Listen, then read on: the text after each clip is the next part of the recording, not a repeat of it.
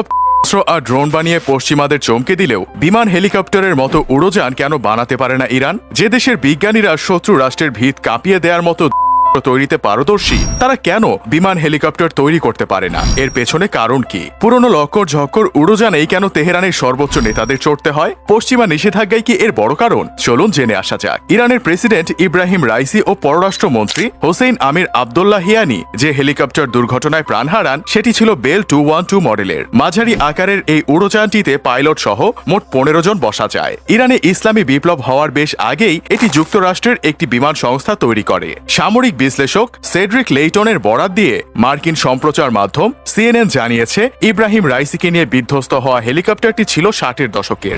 Bell 212 মডেলের helicopter 1976 সালে ইরানের শাহ বংশের শাসনামলের শেষের দিকে ব্যবহৃত হওয়া শুরু হয়, কিন্তু মার্কিন সামরিক বাহিনী এটিকে 1960-এর দশকের শেষ থেকেই ব্যবহার করে আসছিল। 1979 সালের বিপ্লবের পর থেকে ইরানের ওপর বিদেশি নিষেধাজ্ঞা ও পারমাণবিক কর্মসূচি এবং ইউরোপিয়ান দেশগুলোর নিষেধাজ্ঞার কারণে দেশটি অত্যাধুনিক নতুন বিমান বা বিমানের কোনো যন্ত্রাংশ কেনা বা সংগ্রহ করতে পারে না। 45 বছর আগে ইরানের ওপর প্রথম মার্কিন নিষেধাজ্ঞা আরোপের পর থেকে ইরানের অর্থনীতি ক্ষতিগ্রস্ত হয়েছে, বিশেষ করে এই বিমান সংস্থাগুলো। জেনেভা ভিত্তিক ব্যুরো অফ এয়ারক্রাফট অ্যাক্সিডেন্ট আর্কাইভসের তথ্যানুযায়ী 1979 থেকে 2023 সাল পর্যন্ত ইরানে 253টি বিমান বিধ্বস্ত হয়ে 3335 জন প্রাণ হারিয়েছে। এমন রেকর্ড সংখ্যক প্রাণহানির কারণ তাদের বিমান শিল্পকে উন্নত করতে না পারা। নিষেধাজ্ঞা আরোপের পরপরই সরকার নতুন বিমান আমদানি করতে না পারায় ইরানের বিমান চলাচল খাত বিশেষভাবে ক্ষতিগ্রস্ত হয়। 1980, 1990 এবং 2000-এর দশকের গোড়ার দিকে ইরানের পুরনো বিমানগুলো মারাত্মক দুর্ঘটনার মুখে পড়ে।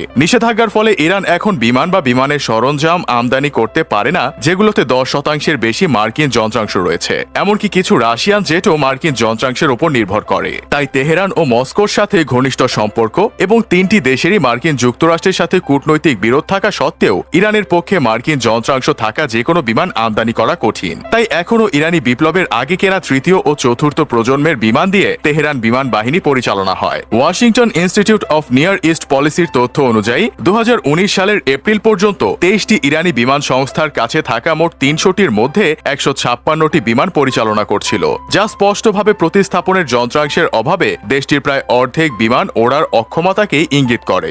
ঘন ঘন মেরামতের কারণে ইরানের বিমানের টিকিটের দাম বেড়ে যায় এবং ছোট বিমান সংস্থাগুলোর ওপর অর্থনৈতিক চাপ সৃষ্টি হয়। নিষেধাজ্ঞার কারণে বিমানগুলো মেরামতের জন্য বিদেশেও পাঠানো যায় না এবং স্থানীয়ভাবে সীমিত বিশেষজ্ঞ জনবল দিয়ে মেরামত করতে হয়। মাঝে 2015 সালে ইরান পরমাণু অস্ত্র তৈরিতে ব্যবহার হতে পারে এমন উপকরণের উৎপাদন বন্ধ করতে রাজি হলে বিনিময়ে বিমান খাতের ওপর নিষেধাজ্ঞা শিথিল হয়। ফলে এটি এয়ারবাস এবং বোয়িং এর মতো সংস্থাগুলোর কাছ থেকে বিমান কেনার অনুমতি লাভ করে। তবে 2018 সালে সাবেক প্রেসিডেন্ট ডোনাল্ড ট্রাম্পের শাসনামলে যুক্তরাষ্ট্র পরমাণু সমঝোতা থেকে বেরিয়ে গেলে নতুন করে নিষেধাজ্ঞা আরোপ হয়। এতে আরও বেকায়দায় পড়ে তেহরান।